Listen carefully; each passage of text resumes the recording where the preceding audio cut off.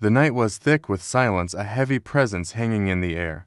As Daniel sat in his dimly lit apartment, his eyes heavy with the weight of another day lost in routine, a sudden knock at the door shattered the stillness, his heart pounding in his chest as he hesitated before rising to answer it. The hallway was dark, the glow from the streetlights casting eerie shadows against the walls. When he opened the door, he was met with a sight so surreal that for a moment he questioned whether he was still asleep. Standing before him was a girl with luminous violet eyes, her silver hair shimmering under the faint light, her expression one of desperate pleading. Daniel tried to find his voice, but words failed him. The girl stepped forward, her movements cautious. As if fearing rejection, she whispered something in a language unfamiliar to him, yet her tone spoke volumes of fear, urgency, and desperation. He stepped aside, allowing her to enter, and the moment she crossed the threshold, a wave of exhaustion seemed to wash over her. She collapsed onto the couch, her breaths ragged, her form shivering. Though the night was warm, Daniel stood frozen, staring at this otherworldly being who had appeared at his doorstep. With no warning, no explanation, only the silent request for sanctuary. As he stood there watching her sleep, her form fragile yet strangely radiant, he wrestled with the questions swarming his mind. Who was she?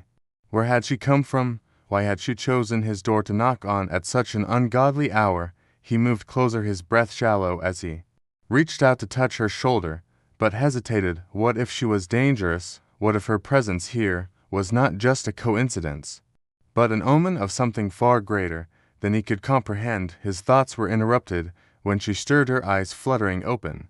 And in that moment, he felt a connection, an unspoken understanding that neither of them could explain.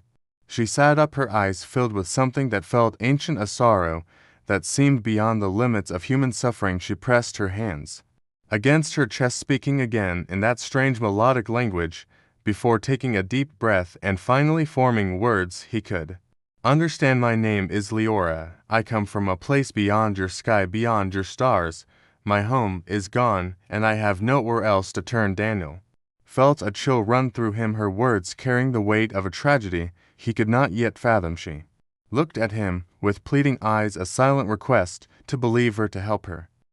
Before Daniel could process what she had told him, the sound of approaching footsteps from the hallway made his blood run cold. Leora's eyes widened, her body tensing with fear. She grabbed his arm and whispered, "They are coming." Daniel had no time to question who they were before a heavy knock rattled the door, making his pulse spike. The atmosphere in the room turned suffocating, an unspoken danger lurking just beyond the barrier that separated them from whatever or whoever was outside. He turned to Leora, who was already on her feet, her posture rigid as if ready to flee at a moment's notice.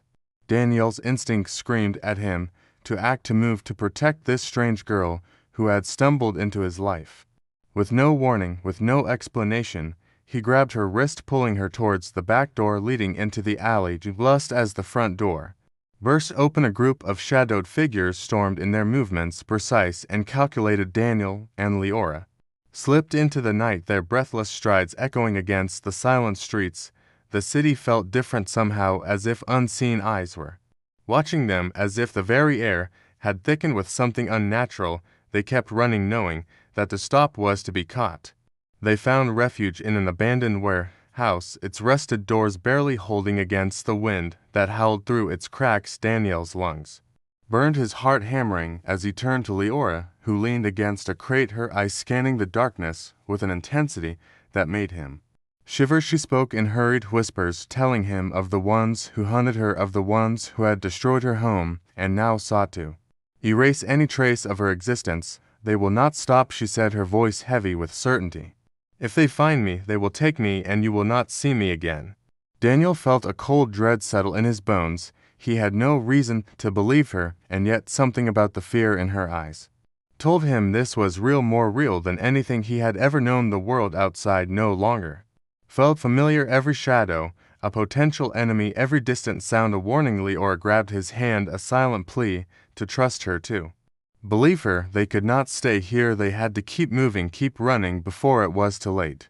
Dawn was breaking, casting a golden glow over the city as they emerged from the warehouse, their bodies aching, their minds racing with thoughts of what was to come. Leora pulled a small device from her pocket its surface pulsing with a soft blue light. She pressed her fingers against it, her expression hopeful for the first time since she had arrived. "Help is coming," she whispered, "but we must hold on just a little longer." Daniel looked at her, seeing in her eyes a mix of hope and fear, knowing that whatever help she was calling it would change everything.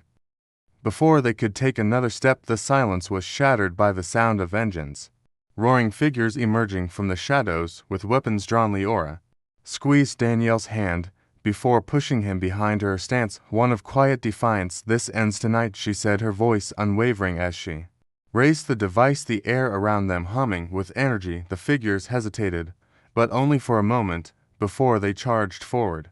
Light erupted from the device, a brilliant cascade of blue and silver, engulfing the figures as they faltered, their weapons slipping from their grasp. Leora's eyes burned with intensity, her entire form pulsing with the same energy that radiated from the device. Daniel watched in stunned silence as the attackers fell one by one, their bodies vanishing into the void where once stood darkness. Now there was only stillness. The only sound was the quiet hum of the device fading into silence. Leora turned to Daniel, her expression softening as the first rays of morning light bathed them in warmth. She reached for his hand, her touch gentle. "I must go," she said, her voice filled with something close to sorrow, but also relief. "You saved me, you believed me, and now I can return home." He felt a lump form in his throat as she stepped back, her form beginning to dissolve into the same light that had protected them, and in the span of a heartbeat she was gone, leaving only a whisper in the wind and the memory of a midnight knock that had changed everything. Daniel stood in the street, staring at the space where she had been, his heart heavy yet strangely full. He had no proof, no evidence that she had ever existed except for the lingering warmth on his hand and the unshakable feeling that the universe had just shifted in ways he could never understand. And yet, as he turned to walk back toward his apartment, a single feather-like strand of silver light drifted from the air and landed in his palm. It pulsed with a faint warmth, as if whispering a silent promise that he had not imagined any of it, that somewhere beyond the stars Leora still watched, and that one day their paths might cross again.